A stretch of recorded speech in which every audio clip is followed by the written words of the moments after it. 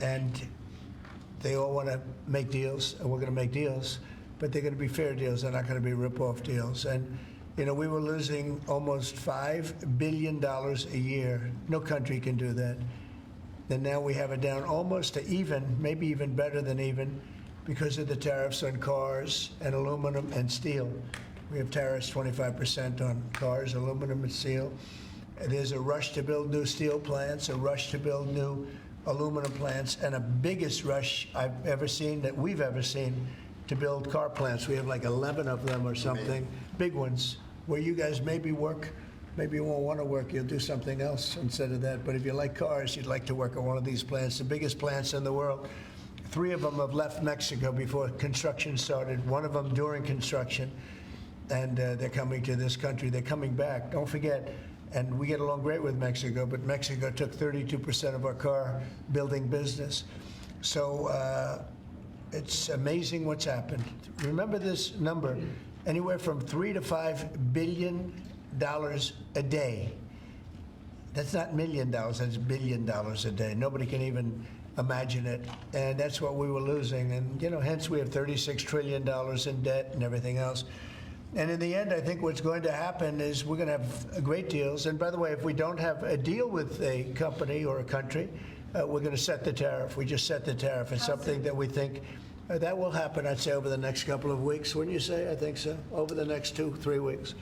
We'll be setting the number. For and China. We're going to pick, could be for China too, could be for China. We're dealing with almost all of them. Too many to fully deal with, but we're going to be fair to them. But we're dealing with a lot of countries right now, and could be with China, but maybe we'll make a special, you know, a deal, and we'll see what it will be. Right now it's 145%. That's very high. It got there because of the fentanyl. They're sending, you know, massive amounts of fentanyl into our country and killing a lot of people, probably 200,000 plus a year, wiping them out. You probably all have friends who were killed, somebody was killed in your family or your friends with fentanyl, and somehow it's made almost exclusively in China. And as you know, we essentially taxed them 10 and then another 10. We also taxed Mexico 25, and we taxed Canada 25. And that's the kind of money, that's what's pouring into our country right now. And it's gotten us down from losing $3 to $5 billion a day to actually making money, but breaking even, let's say, but we're going to make a lot of money. And that money is going to be used to reduce taxes. We're going to get big, big tax breaks. We're going to, you know, there was a time, I said it this morning, I think some of you were there was a time from 1870 to 1913, it was a long time ago, we were an all-tariff nation. Foreign nations paid taxes. They paid money to us in the form of tariffs. And that was when we were the wealthiest. We were the wealthiest proportionately that we ever were. And they formed committees in 1887 in particular, but they formed committees to determine what we should do with all the money. We had so much money, you guys would have loved it. We had so much money, they didn't know what to do with it. We gave it away to different causes, and you haven't seen that too much anymore, although we give plenty away, but now we shouldn't be giving it away. We have to take care of ourselves first, right? Absolutely. But we were very wealthy, and proportionately the wealthiest we ever were. We built the Panama Canal. Jimmy Carter gave that away for $1, by the way. One of the most profitable things ever built, the Panama Canal. We gave it away for $1 to Panama. Why? I don't know. Nobody knows, but that's what we had. We had people like that sitting behind this desk. And that shouldn't have happened. Panama Canal, it was the most expensive thing ever built by our country in history. I'm talking relative dollars. We've never built anything so expensive. I think it was the equivalent of $1.7 billion. And we've never built anything like that. We built a lot of things, but never so expensive. Then we started building other things. We had a lot of money to do it, all based on foreign countries coming in and paying us tariffs. And we're doing that again, and I think we're going to make so much that we're going to be able to reduce taxes in this country by a lot. And we're also going to treat those countries very fairly. But if we don't make a deal, which is possible, we're going to just set the price. Because you remember, they have to come in, they want to come in here, and they want to do business with the United States. So we want to set a fair price, and we'll do that. We're going to be very fair, but we'll set a fair price. and then they can make a determination as to whether or not they want to do business with the United States, and I think most of them will, and I think we're going to treat them very fairly. Were you worried about what the 145% tariffs were doing to small businesses here in the U.S.? Is that why you're bringing it down? No, I haven't brought it down. I haven't brought it, still 145, I haven't brought it down. I said it's a high tariff, it is a high tariff, but I haven't brought it down. It basically means China's not doing any business with us, essentially, because it's a very high number. So when you add that to the price of a product, a lot of those products aren't going to sell. But China's not doing any business. They were doing $1.1 trillion. Think of that, $1.1 trillion. You know what that is? And it was just very unfair to us, and we were doing very little, relatively very little with them. It was a very one-sided. But we get along. I get along very well with President Xi, and I hope we can make a deal. Otherwise, we'll set a price, and hopefully they'll come here and they'll contribute. And if they don't, that's okay. So on your trip to Rome, there's a lot of leaders attending the Pope's funeral who also said they'd like to meet with you while you're there. Do you have any meetings set up? Or are you Yes, I do. I have a lot of meetings set up. I don't know if I can do it. Do you want to help me out, fellas? I got a lot of meetings. I got every leader in the world, which tells you that we have a good product. It's called the United States of America, and it's great. And these people know about it better than anybody in this room. But we have a great place, and it should be a lot greater. And that's what we're going to do. We're going to make it greater than ever before. It's very simple. Who are you going to be meeting with, President Zelensky? Well, I have a lot of meetings set up, yeah. And are you bringing anyone with you in the U.S. delegation to the funeral, like Secretary Rubio or a former president? We have a couple of people coming. We'll announce it probably this evening or tomorrow. First Lady's going, and some people are coming with me from staff. But we'll have a number of people going. I'm sure it's going to be a beautiful ceremony. Okay? So I had one on Ukraine, but I wanted to ask you one about veterans since they are here today, and thank you for your service and sacrifice. I wanted to ask you about the cuts that have been made, including with the VA. Can you assure that veterans like these men here, those that have been suffering from mental health issues or burn pits, for example, will be taken care of? Yeah, very much so. In fact, they will tell you it's been better with me than any president in history. We had a 92% approval rating, which is unheard of, up 50 points from the previous administration in my first 4 years, and we're doing better now. And in fact, now they have something, the call-in doctor stuff, where it's really become, modernized and great. We don't have to go and travel sometimes long distances to get to a clinic or get to the VA. And I just heard this morning, I was listening to Doug Collins, who's the secretary. He was being interviewed, and the numbers are incredible. The approval ratings are the highest I've never heard numbers like this. It's better than the first 4 years. So no, there's no group of people more important than the people in this room. And I am not talking about the media. I'm talking about these people right here. There's no group, and they're going to be taken really well care of. That's very important to me. And on the war in Ukraine, are you going to be meeting with President Zelensky? He's asked to meet with you this weekend. Will you be meeting with him? I don't know. I don't know that he's going to the funeral or not, but I just hope he gets this thing solved, because we're losing about, think of this, 5,000. I was saying 2,500, and everyone was telling me that's low. 5,000 soldiers are being killed every week. Approximately. Think of that. Every week, 5,000 soldiers, but let's say from 3,000 to 5,000 are being killed. They're Russian and Ukrainian. They're not Americans, but they're Russian, but they're people. And they're humans. They're human beings. They have families. They wave goodbye to their son, and then they get a call that the son's no longer there. It's a vicious war. And if I can help solve it, we're not losing our soldiers, but we're losing soldiers, a lot of people. And if I can solve it because of a certain ability, that would be great. And if it doesn't happen, I will say that I think Russia is ready. And a lot of people said Russia wanted to go for the whole thing. And I think we have a deal with Russia. We have to get a deal with Zelensky. And I hope that Zelensky, I thought it might be easier to deal with Zelensky. So far, it's been harder. But that's okay. It's all right.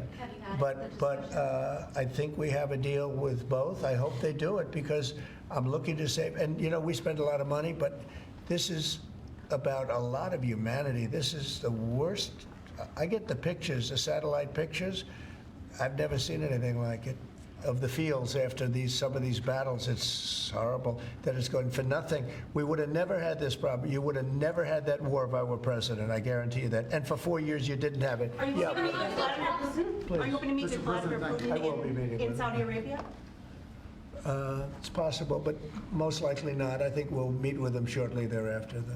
What is Mr. Whitcock going to present to the Federal Reserve Chairman Please. Jerome Powell, during the Biden administration in the campaign, with inflation raging, he lowered interest rates 2 times. That's right. Now, with 2 consecutive months of inflation being down, all economic theory you learned in the 8th grade says it's time to cut rates when inflation is down. You're right. He's not done that. Have you had any direct conversation with him? No, I haven't. I haven't called him. I might call him. I haven't called him, but I believe he's making a mistake by not lowering interest rates. And I think as well as we're doing, we'd do much better. He's keeping rates too high. He historically has been late, except when it came to Biden. He was recommended by a certain person that I'm not particularly happy with, but he will hopefully do the right thing. The right thing is to lower interest rates, so we'll see what happens. I think we're sitting on something that's going to be very good. With all the tariff money starting to come in, our country's going to be doing really well, and hopefully he'll be doing. We don't have inflation. Groceries are down. When I first came in, you people were there. They hit me with the first day that I was president. Somebody started screaming at me that eggs are up. I said, I just got here. And in the first week, they were going crazy. You remember that, Linda? Yes. They were going crazy. They're saying, egg prices are too. I said, I'm here for 1 week. Just leave me alone. This is a fake news radio. And I said, what can I tell you? But Brooke Rollins, our Secretary of Agriculture, and a group working with her have done an amazing job. And egg prices have gone down 87%. Energy now is down $65 a barrel. They have some energy selling gasoline for less than $2 in a couple of states. Alabama, a couple of great states, but all over the country, it's way down from what it was 6 months ago, 3 months ago. And that has a lot to do with the war. When Biden allowed energy to skyrocket, it just skyrocketed. It was out of control. Russia made a lot more money because they make their money on energy. And I kept saying, he supposedly wants to end the war, but he lets energy go out of control. Well, I've gotten it. We are drilling like crazy right now, and we have it down to $65 a barrel. It went up to almost $100 a barrel. And at that number, Putin and Russia made a lot of money. So I think one of the reasons, I think he has a certain respect for me. But one of the big reasons is oil prices are down. I think this is a good time to get the war settled. Thank you. Thank you. One more question. Thank you for that question. For those of us that live here in the district, you said when you came in, you were going to make Washington, D.C. great again. Right. One of the issues we've got right now is we understand there might be an imminent deal between the owner of the Washington football team, whatever you want to call them now, Commanders, and locally in getting the Redskins back to D.C. and RFK Stadium. That's on federal property. Right. Are you going to be involved in that negotiation? Yeah. And would one of the stipulations be they change their name back to the Redskins? Oh, I see. Well, that's a little bit, nobody's asked me that one. Look, I think when the Indian population is a great part of this country, a great heritage. And we were talking about Massapequa, Long Island, the Chiefs, they call themselves the Chiefs, or the Kansas City Chiefs. They're not changing their name. A great team, great people, great owners, great coach and quarterback. I love the quarterback, like his girlfriend too, and his wife. His wife is great. She's been a big fan. His quarterback's mother is incredible. I like that team. They're called the Chiefs, and frankly, I see nothing wrong with it. They call them the Warriors, and not that team, but a lot of other teams, and all of these Indian surnames and different names. And I'm saying that I think that's a positive thing. And when you go back to Indians, they polled this. They don't know why these names are being taken off. They're trying to. I think it's degrading to the Indian population, and it's a great population, and they like when they're called by various names. Now, Washington. The Redskins, perhaps that's a little bit different, but I can tell you that I spoke to people of Indian heritage that love that name and they love that team, and I think it's I think it's a superior name to what they have right now, and it had heritage behind it, it had something special. But a lot of the names having to do with, different places, not just Indians, but I think they changed the name of the Cleveland Indians. Why would you take the name Indians off the Cleveland Indians? And now it's called the Cleveland something else, right? Guardians. It just doesn't make sense to me. So we're about bringing common sense back to this country. And it may be popular or unpopular what I'm saying and I've just said to you. He's a nice guy. He got a lot out of me on this one, but I think most people agree with me. I think it really is demeaning to Indians. But to change the name of the Cleveland Indians as an example to the Cleveland Guardians is not the same, and I'm sure it has an impact on the team. Please. Sir, thank you, sir. Elon Musk said he'll be stepping back from his work with Doge a little bit and only dedicating maybe a day or two a week to it. How long would you like to see that continue, and how involved would you like to see him continue to be after? Well, first of all, I can't speak more highly about any individual. He's an incredible guy. He's a brilliant guy. He's a wonderful person. I've seen him with his family. I've seen him with a lot of his children. He's got a lot of children. He treats them good. He loves his children. But he's a brilliant guy, and he was a tremendous help, both in the campaign and in what he's done with Doge.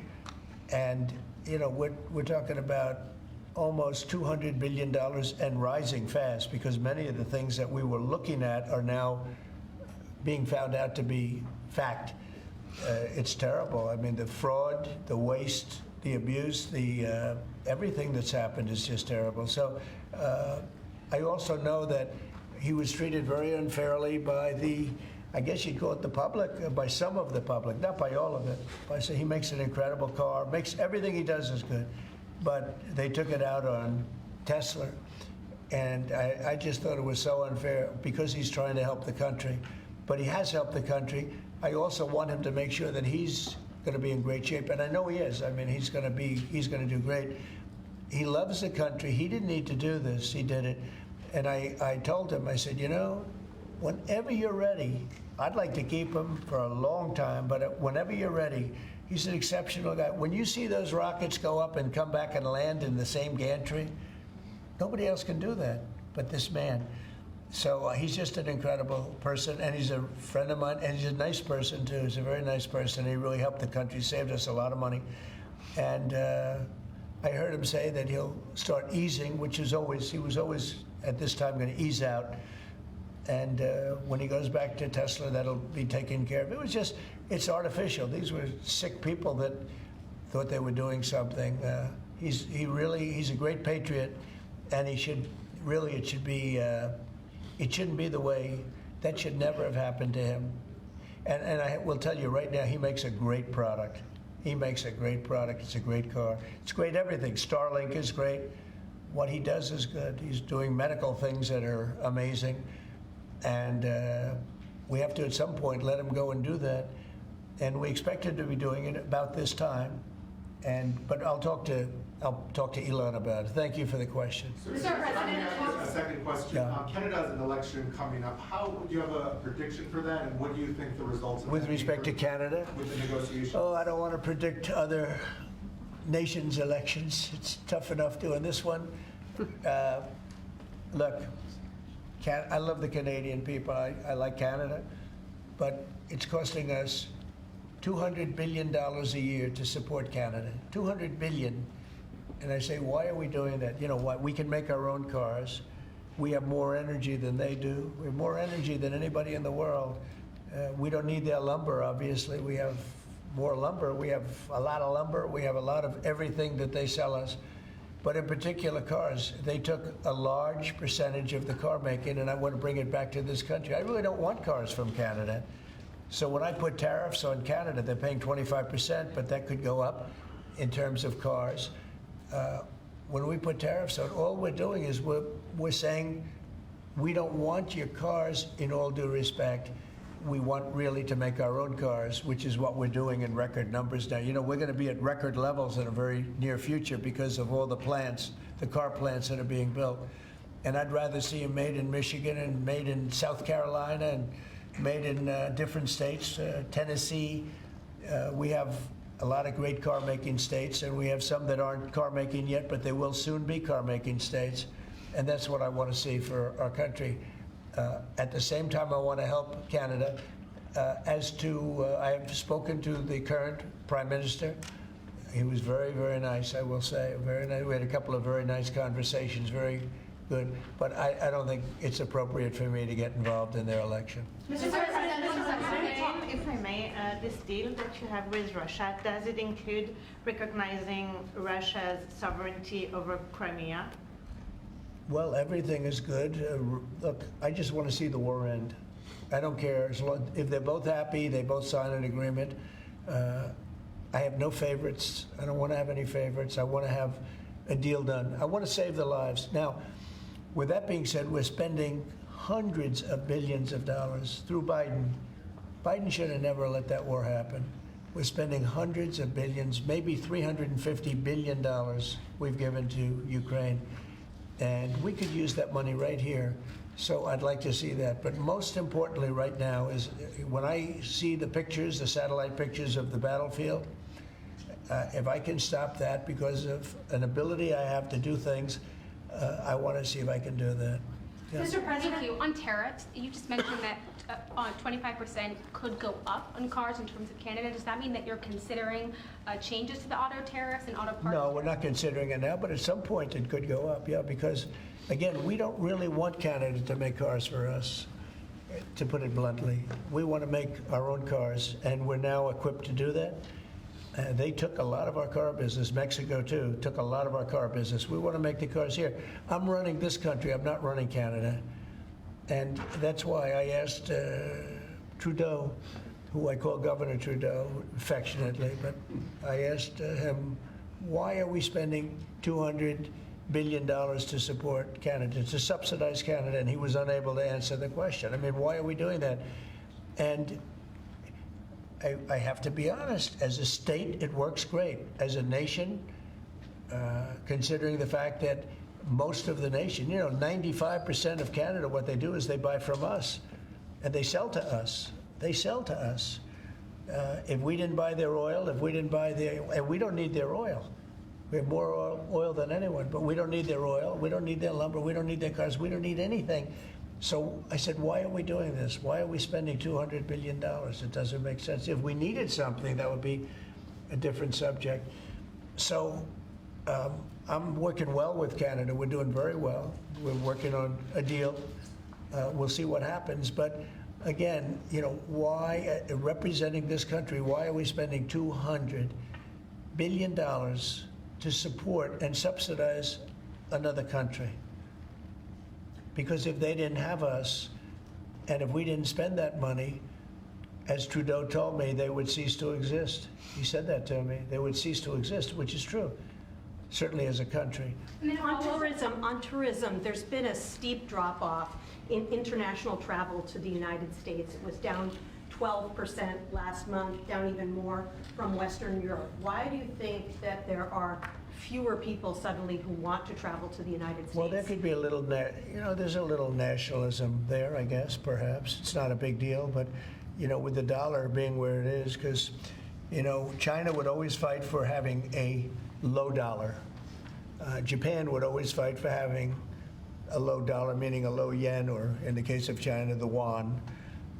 They'd always want to have, I'd speak to President Xi a lot. I'd say it's unfair that your yuan is so low. I'd call up a great man, Prime Minister Abe, great man, Shinzo, who was unfortunately assassinated. And I used to tell you, he was a good friend of mine. I used to say, Shinzo, you can't let your yen go down. It makes it very hard for us to sell tractors. It makes it very hard for us to get tourism. And our dollar is a little bit on the low side.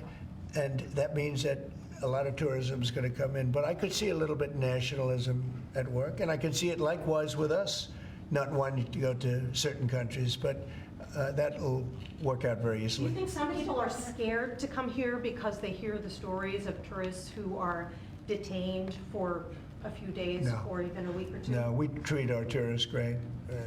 We're the tourism capital of the world.